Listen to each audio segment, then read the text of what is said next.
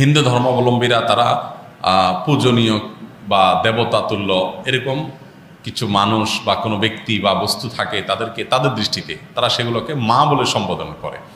ইসলাম আমাদেরকে এরকম কোনো ধারণা দেয় না। মাতৃভূমির প্রতি ভালোবাসা এটা একটা স্বকীয় বিষয়, এটার জন্য মুসলমান হওয়া প্রয়োজন নাই, এটার জন্য মানুষ হওয়া যথেষ্ট। শুধু মানুষ কেন, অন্যান্য প্রাণীর মধ্যেও কি আছে, নিজের ভূমির প্রতি নিজের টান আছে। একটা কুকুর, একটা বিড়াল, একটা প্রাণীও দেখবেন যে সে যে ভূমিতে থাকে, বসবাস করে, বা যে ভূমিতে তার জন্ম বেড়ে ওঠা, সেটার প্রতি তার সহজাত একটা টান আছে। সেখানে মানুষের মধ্যে তো অবশ্যই আছে।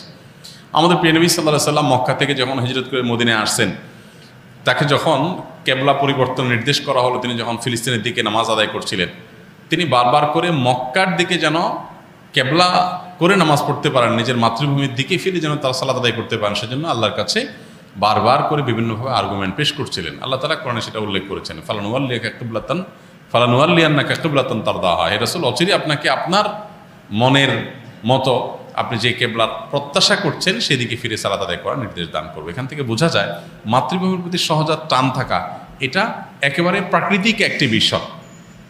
বিধায় এটার জন্য কোনো জাল হাদিস বানানোর কোনো প্রয়োজন নাই যে হব্বুল্লাতন মিনাল ইমান, দেশপ্রেমের অঙ্গ, এরকম কোনো হাদিস নবী সাল্লাল্লাহু আলাইহি ওয়াসাল্লাম বলেন না। নবী সাল্লাল্লাহু আলাইহি ওয়াসাল্লাম নিজেই নিজের মাতৃভূমিতে তার ভালোবাসা ছিল। সো একজন মানুষ হিসেবে আমাদের মধ্যে সেটা থাকবে, দায়িত্বশীলতা থাকবে, সেটাই স্বাভাবিক।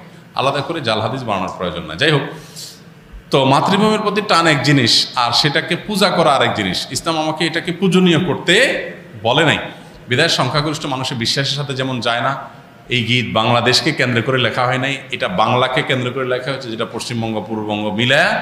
অতএব এই জ্ঞান মূলত এই দেশের জন্য না, যার কারণে এই গীত বা স্লোগান বাংলাদেশের, এটা পরিবর্তন হওয়াটাই হলো যৌক্তিক।